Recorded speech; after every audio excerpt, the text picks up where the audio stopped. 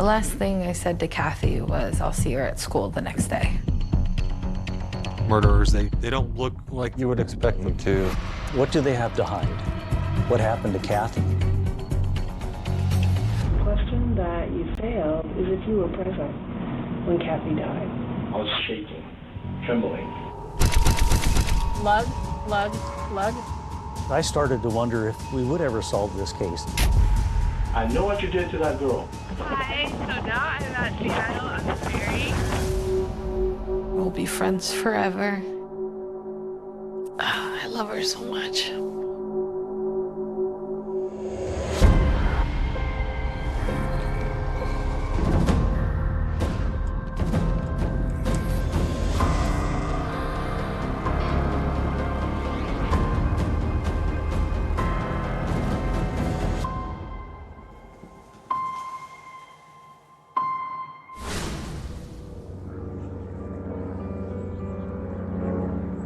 The city of Renton, Washington, is a bucolic Seattle suburb, straddling the shores of Lake Washington.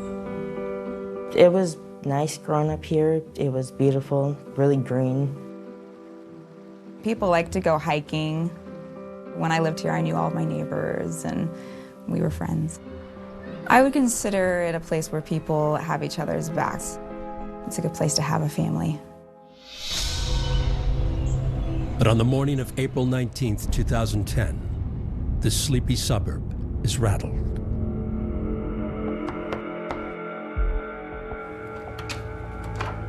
Police respond to a call that a 19-year-old girl named Kathy Chow has gone missing. Kathy's parents, Henry and Debbie Chow, were very upset because they had no idea what would have happened to her. Kathy's parents tell detectives the last time they saw their daughter was the day before. At about 7 o'clock that evening, she tells her parents she's going for a walk. The only thing she took with her was her cell phone. Her parents were like, okay, we'll see you in a little bit. A few hours pass, and Kathy has yet to return home. Mr. Chow started calling his daughter's cell phone at about 9 p.m. Kathy doesn't answer. Then at about 9:30 p.m., he gets a text on his work phone from Kathy's cell phone. In the text, Kathy says she is at the mall with some friends. Her text said she'd be home in a little while, but Kathy never came home. Kathy was a student, a senior at Lindbergh High School in Renton, and she had a wide array of friends. Hello, Kathy about Chica. Wow, wow. Kathy was very popular on social media, Facebook, YouTube. Yeah. Oh my God. Kathy loves selfies. Kathy always loved to do this pose all the time. Kathy is particularly close to her parents, Debbie and Henry, who immigrated here from Taiwan 19 years ago. Hi, so now I'm at Seattle on the ferry, and this is my mom. Say hi. Hello. And this is my dad. Hi. Mr. and Mrs. Chow moved to the United States from Taiwan, hoping to make a better situation for their family and for their daughter, Kathy. I have a lot of memories of Kathy giggling. She had a great giggle. Pretty good.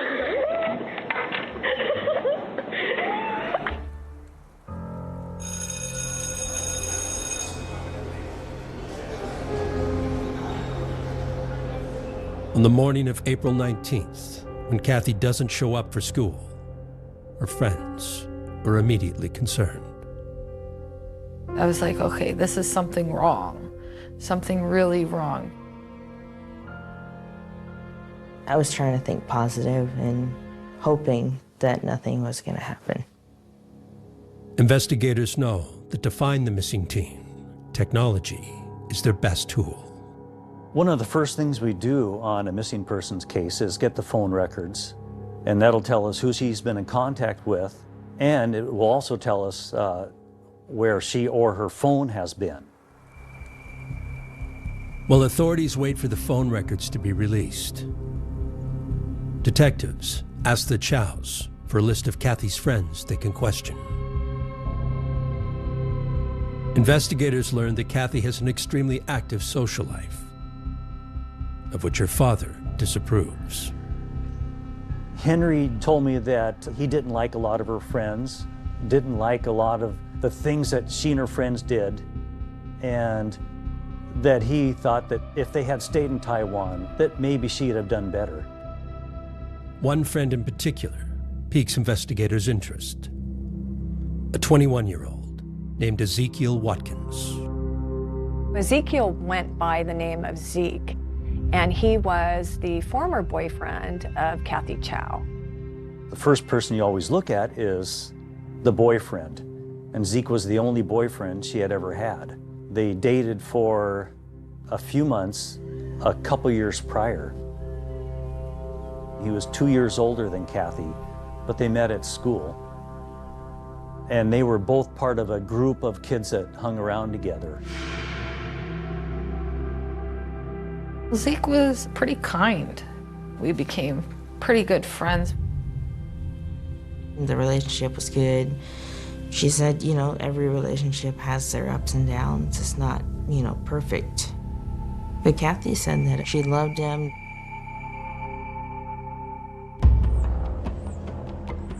Police track down Zeke and bring him to the station for questioning. Zeke said that he and Kathy dated about 3 months. I figured they wanted to question him and to find out, does he have any bitterness toward her? And did you see her at all in person that day? Zeke insists the two are still close friends, but he admits their breakup wasn't easy. Soon after Kathy and Zeke broke up, he started dating Kathy's friend, Jamie Marlowe, and that was hurtful to Kathy. It was shocking. I don't know, it's like a girl code. You don't date your friends' exes at all. Jamie and Kathy weren't friends after that. Zeke broke Kathy's heart. But Zeke seemed like he cared for Kathy and that he was concerned that she was missing. Then Zeke shares something interesting. He told us that he thought she had a new boyfriend, and Zeke wanted to help us find out who this new boyfriend was, because he figured that's probably where she was. But Zeke doesn't know his name. Zeke tells detectives that the last time he'd seen Kathy in person was about 2 to 3 months earlier. Detectives ask Zeke for his whereabouts on the night Kathy went missing. Zeke says that he was at his friend John Carpenter's house. He got there about 7 p.m. and they played video games all night long. John also knew Kathy. They all went to the same school. Zeke admitted that Kathy had texted him to say hi that night. Zeke says Kathy asked him if he wanted to hang out that night, but he texted her back that he had other plans. In order to corroborate Zeke's alibi, officers bring John Carpenter in for questioning. John told me that he remembered the night Kathy went missing, and he never saw Kathy that night and never spoke to her that night. John said it was true that Zeke was at his house all evening and all night and had never left. But investigators need to be sure. Before Zeke leaves, they ask if he'd be willing to take a polygraph. I wanted to give Zeke a polygraph to eliminate him so we could get on with other suspects. They interviewed him, and he passed. After Zeke passed the polygraph, we took him off the list as a suspect. Detectives return to the Chow home to gather more evidence and begin to create a timeline of her disappearance. Much of Kathy's life was online, so we wanted to get Kathy's laptop So we could see who she's in communication with, if she's on dating sites, if she has a boyfriend online.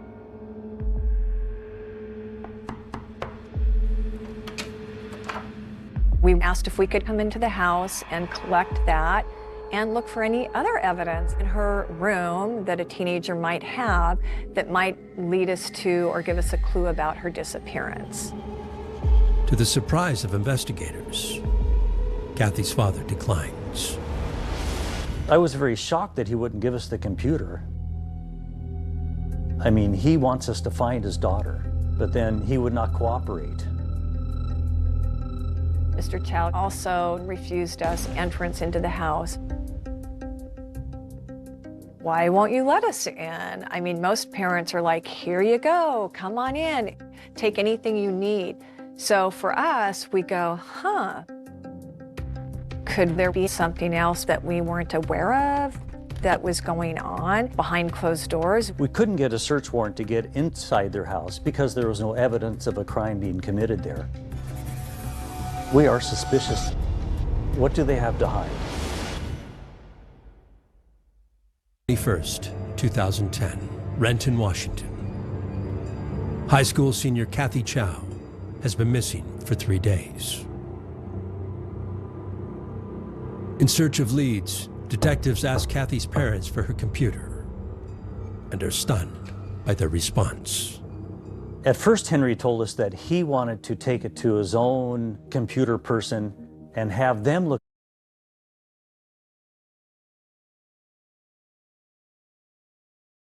at the computer, and then he would give us the information. We tried to tell Henry that we had experts in this field and that we wanted the computer so we could get on this right away. But Henry would not give us the computer. The Chows also forbid police access to their home. When someone doesn't let us into their house, we are suspicious of it. What do they have to hide? Without Kathy's computer and being able to have access to her room, we had nowhere to go. We had a lot of friends to talk to, but Kathy lived online, and that's where we needed to start. When we're shut out on data like that, that just stalls the investigation. Authorities asked the Chows to come down to the station for questioning. We also asked them if they would be willing to take a polygraph test, but Mrs. Chow said she couldn't take the polygraph test. That made me suspicious of her even more. Police turned to Kathy's father, Henry, next. Henry did take a polygraph, but he was very emotional. He was crying. He kept on bringing up memories of Kathy. He wasn't able to answer the questions because he was so upset. When the test results come back, it leaves investigators with more questions than answers. Mr. Chow's polygraph results came back with no opinion. No opinion usually means that they just couldn't make it through the polygraph. On this case, it would be because he was upset and crying and they stopped it so many times. Is it just his memories and emotion of his daughter missing, or is there something else going on? Authorities canvassed the neighborhood, What is Charlie 4? hoping to get more background information on the Chows. The Chows were a very private family. We talked to neighbors who said they never have people over to their house. And even Kathy's friends said, we've never been to her house. They just didn't allow anyone to come in other than their immediate family. Kathy's parents, if they invite you in their house, that's the biggest honor that you can get. Investigators begin to realize the Chows were fearful of cooperating. They hadn't dealt with law enforcement before. They didn't know what their rights were as immigrants to this country. I think the Chows wanted to protect their privacy, and in their experiences growing up, the police could not be trusted, and so they were afraid. Eventually, Kathy's mother gives an explanation for why she refused to take the polygraph.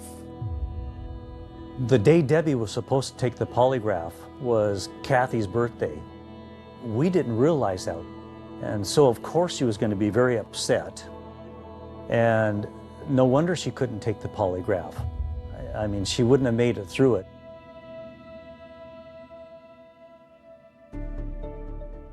It's a test to read your responses, and they're at the height of their emotions, the loss and the grief of their daughter missing.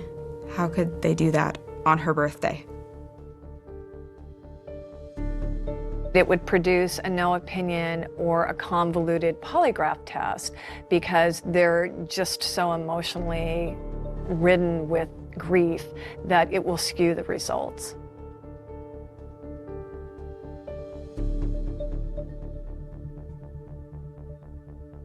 If Debbie had taken the polygraph, being so upset, it wouldn't have shown anything. We wouldn't have got any results.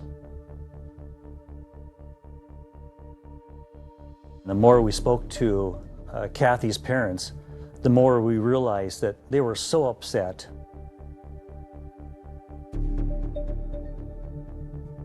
So once we got clarifying information, it all started piecing together for us that they weren't trying to withhold or hide any information. As a matter of fact, they wanted to help us, and they were eliminated as suspects.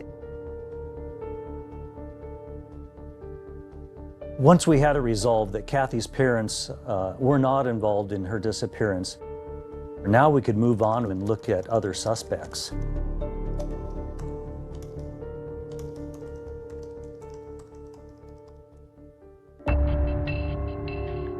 A few days later, on April 22nd, Henry Chow comes forward with the evidence he had been withholding. Henry turned over Kathy's laptop, and we were able to have it examined by computer forensic scientists. They also allowed us to search her room.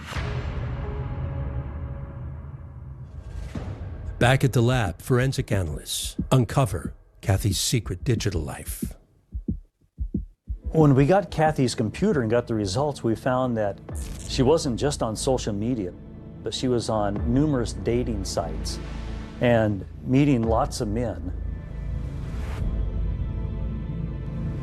She was in contact with 8 men around the time of her disappearance. Kathy loved boys.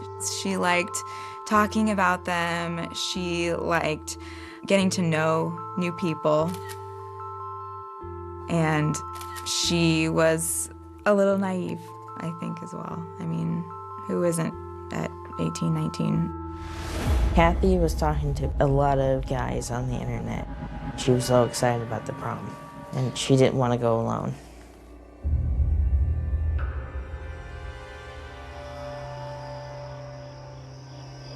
Anytime you're meeting someone online and you know nothing about them, you have no idea if this is a good person, if this is a violent person. You just don't know. When authorities run background checks on the 8 suitors with whom Kathy had the most recent contact, they have good reason to be concerned. At least one of them had a couple of assaults in their background. Some stranger that just picked her up, put her in the van. That's what was going through my head. Some crazy guy that grabbed her. In the meantime, Kathy's phone records come in. Her last phone ping was at 9:48 p.m. on April 18th, the night she disappeared. And it reveals something alarming. Looking at the triangulation of the phone records, we found that Kathy's phone was last active in Boulevard Park. The park was a popular meetup place for teenagers. Police have no way of tracing Kathy's movements from there. We thought that it was possible that Kathy had directed one of the people that she met online to meet up with her at that location. Maybe Kathy went on a walk knowing that one of these guys would be waiting for her to meet her somewhere, and one of these guys might have killed her.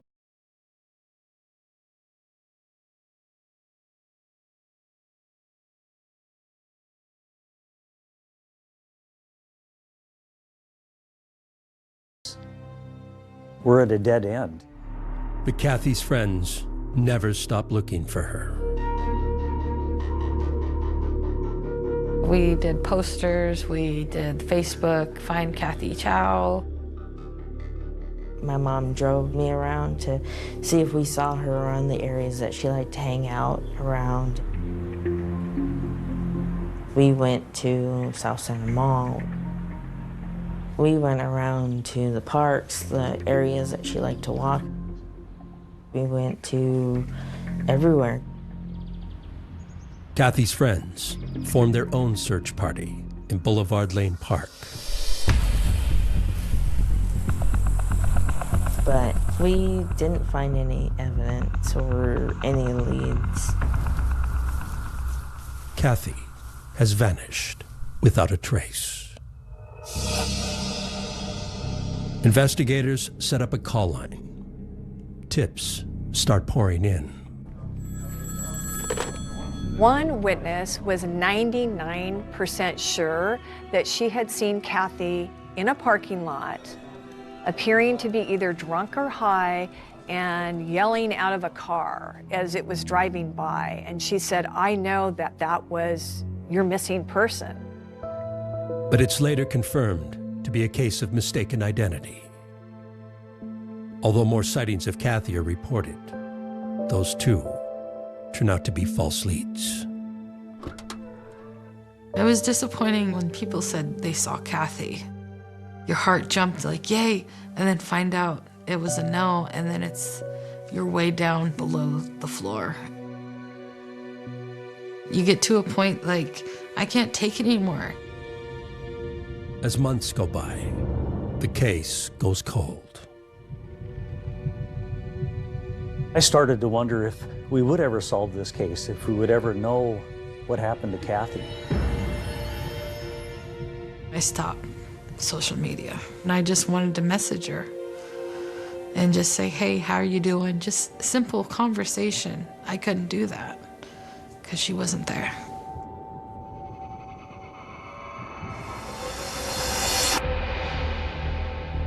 In the spring of 2011, a year after Kathy Chow went missing, her friends noticed something disturbing at school. One day I had everybody coming up to me, just like, you wouldn't believe there's these shoes that look like Kathy's shoes. I'm like, where? Who? The girl wearing the shoes is none other than Kathy's former friend, Jamie Marlowe. Jamie was the new girlfriend that Ezekiel Watkins started dating after he broke up with Kathy Chow. Kathy's friends started seeing Jamie wearing a pair of high-top, lace-up, black and white tennis shoes. And they were the same style and color that Kathy had and had worn on several occasions. Those were Kathy's signature shoes. She loved those shoes. Why would she wear those? I mean, Kathy's gone. She's missing. Why are you gonna wear her shoes? It felt really odd. It felt really weird.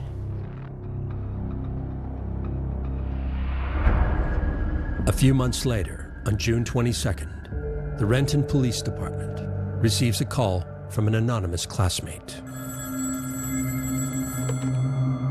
A call came from a female that said, you need to talk to Giovanni Candelario, also known as Gio to his friends. She told us that Gio knows what happened to Kathy. Gio comes down to the police station and drops a bombshell on us that he has information that might help us solve this case. Giovanni, do you mind if we record this? You do what you gotta do, man. Let's go. On June 23rd, authorities track down 21-year-old Gio Candelario and bring him in for questioning. How did you know Kathy Chow? I met her through a friend of ours, Eden, doing girls in school, you know, stuff like that. I think she had a class with me. As Gio explains, he's been roommates with John Carpenter for the past 2 years. And back when Kathy and Zeke were dating, they all used to hang out at their apartment. With them, it was like, oh yeah, come hang out with us, let's play video games, you know? And everyone, you know, after school, everybody, pretty much everybody that we knew, our friends group, you know, used to hang out in the house, yeah. Police asked Gio about the night Kathy went missing. Do you remember that night?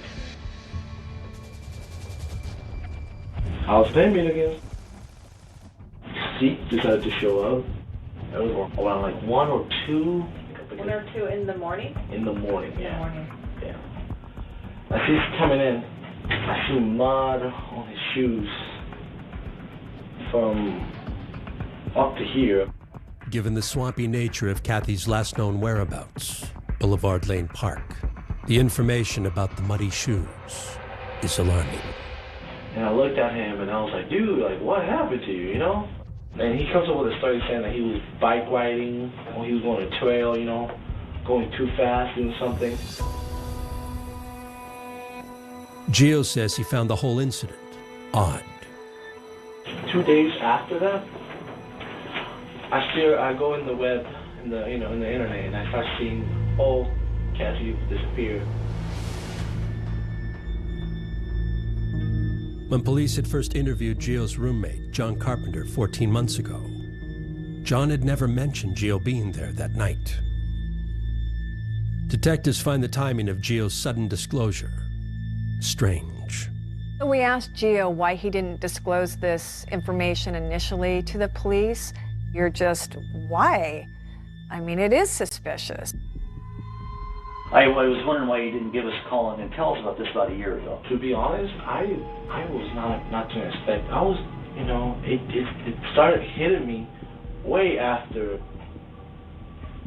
things of him. Like, I started noticing his mood started changing with things. Over time, Gio started seeing Zeke become more violent towards their core group of friends.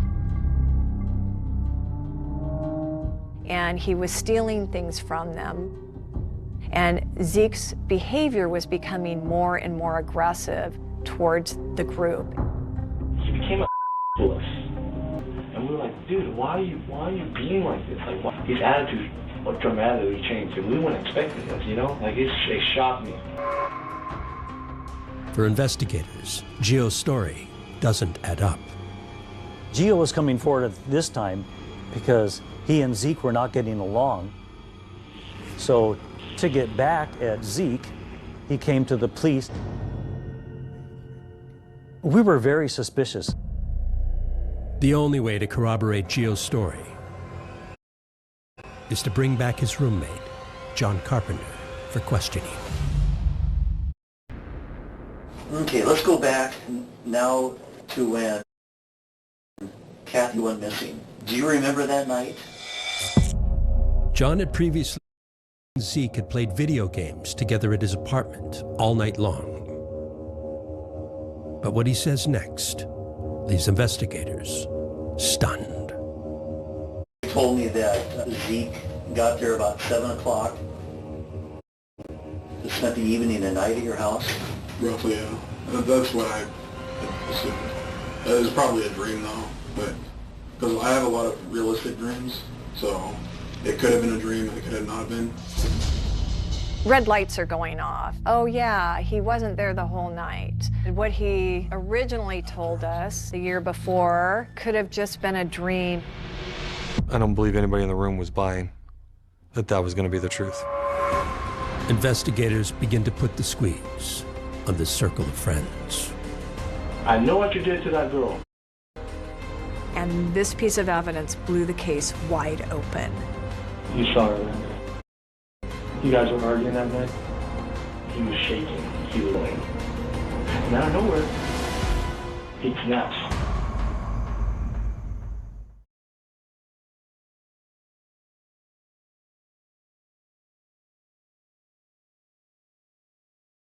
July 2011. Renton police are pressing two of Kathy Chow's close friends to find out what happened on the night she had disappeared. Gio claims he saw a disheveled Zeke that evening with mud on his shoes. And his story is reluctantly corroborated by John Carpenter. Okay. Do you know what type of shoes or footgear he was wearing? Boots of some sort. A boot of some sort? Okay. Authorities subpoena Zeke's phone records and bring him back down to the station for questioning. Greg Barfield, a veteran major crimes detective, is brought in to interrogate Zeke. I got to clear up questions that I have when I read through the case. That's one of the reasons talking to everybody again.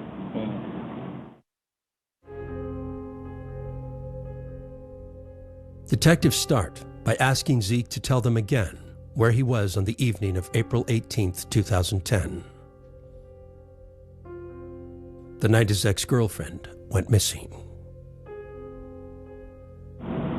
About 5 to 8 p.m., I pretty much was at a friend's house. Just pretty much played video games. And then you stayed there till when? I spent the night. All right. Who's at the place, at the house with you there when you were there that night? Just John. You know John's last name? Carpenter. Okay. Zeke claims he was hanging out with John all night at his place. The same thing he had said when they had questioned him the year before. Detectives press him for more.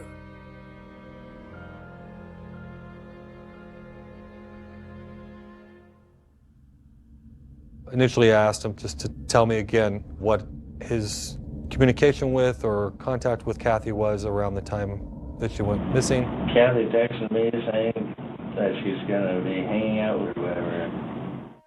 Little does Zeke know, he's about to be confronted with a damning piece of evidence. I have Kathy's phone records from that night, and then she went missing on the 18th. All those recordings from the cell towers, plotting points, they all show you guys right together, right in the same spot between like your house and your buddy's apartment, that area, that really woody, swampy area out there. Both Kathy Chow's and Ezekiel Watkins' cell phone pings placed them together on April 18th, around 8 p.m. in Boulevard Lane Park last year. When I confront Mr. Watkins with that information, I could see him deflate. It was like somebody had punched him in the face. And I knew that my suspect was sitting in front of me. When I asked you, did you see her that night? You said no. And is that really the truth? Yeah, well, I've probably seen her, yes. You saw her that night. So Zeke finally says, yes, he actually did meet up with Kathy. They met up and went to Boulevard Park. And then we walked around. You guys walked around? He didn't want to tell us about it because they had been arguing. You guys were arguing that night? Yeah. So what was that all about? Zeke tells us that he and Kathy were involved in an argument over his relationship with Jamie Marlowe, and that Kathy was freaking out about that. Were you getting mad or heated or anything at all? Of course, I always I heard pounds really fast. Yeah. And I do have a little anger issue, but I never strike or anything. In fact, things quickly turn violent when Kathy sees that Zeke has a knife. I know I carried a knife here and there just for texting around on the roads. Zeke admitted that they started fighting over the knife, at which point Kathy gained control of the knife and cut him on the lip. Zeke still had a visible scar 15 months later in the corner of his mouth. 1 second, you know, the knife cuts me, next, pretty much like in her throat. So I guess possibly jabbing in her throat. Was she dead? I mean, did you think she was dead? Yeah. Yeah. Afterwards, Zeke says he asked his friend John Carpenter to help bury her. Did you ask him for a shovel? You did? Yeah, dig the hole in there. How far down did you guys dig? So, that way? He helped you put her in a grave? Zeke claims that Kathy's death was an accident, but detectives believe it was murder. In order to build their case, they question John Carpenter again to see what he knows about the plot. Zeke has told me, made admissions to me today, that he was responsible for Kathy's death.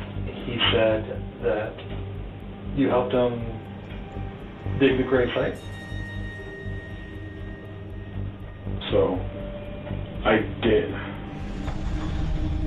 When police ask John why, his answer is surprising. I don't know, and my mind just went blank, and I just looked at him like, you know, he's a friend. No, and I just can't really turn him down.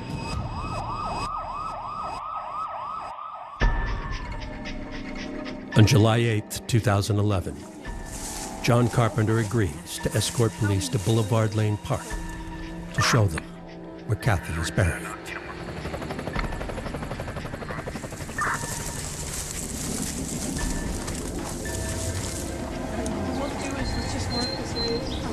The next day, a forensic team unearths a body. I got back here, they got back there. Oh, right. Which an autopsy later confirms to be Kathy Chow. Once we got the autopsy results back, there were multiple stab wounds on her body. Her throat had been slit from ear to ear. And so we were able to ultimately show that this wasn't an accident at all. It was murder in the first degree. I asked Kathy's parents if they would like to go out to the site where we recovered their daughter's remains. We went out to the scene so that they could lay flowers down in honor of their daughter.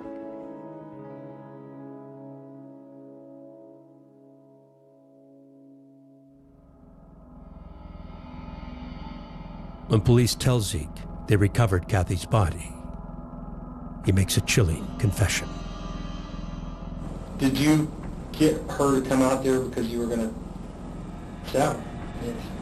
How long had you been thinking about doing this before you called her that day? A couple of days. He admits that he wanted to get rid of her. The motive was he was angry at her for creating problems for him and his relationship with Jamie Marlowe.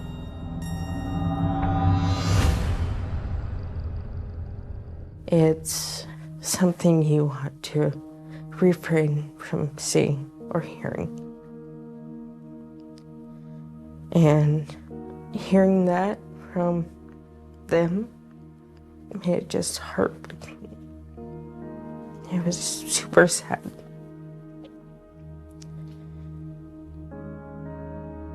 Later on, we found out that those communications from Kathy to her father via text message saying that she was going to go to the mall with friends wasn't true. Kathy never sent those. Ezekiel Watkins sent those messages from Kathy's phone. after he had murdered Kathy. After he killed her, Zeke says he took Kathy's shoes as a souvenir. Zeke put them in his backpack and gave them to his girlfriend. Jamie Marlowe later tells authorities that the reason she never came forward was because she was scared. Jamie probably thought she was going to be next.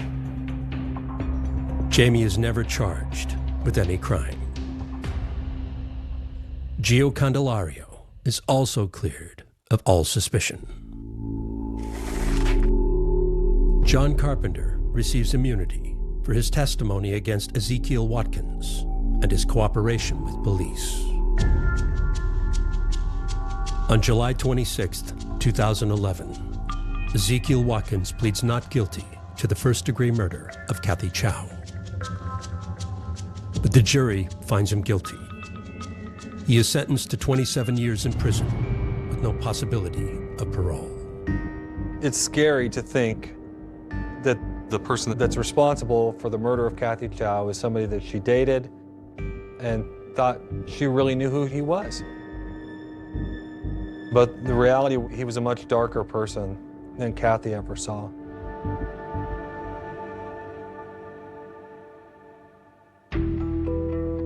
That a person who was supposed to be in love with Kathy could do such a thing like that. He committed the worst crime and taken her away from everybody else. He took everything from her. If Kathy were here, I'd want to tell her that I thought her life was beautiful. I was so thankful to have the time with her that I had. I can hear her right now. Let's go to the mall and have some sushi.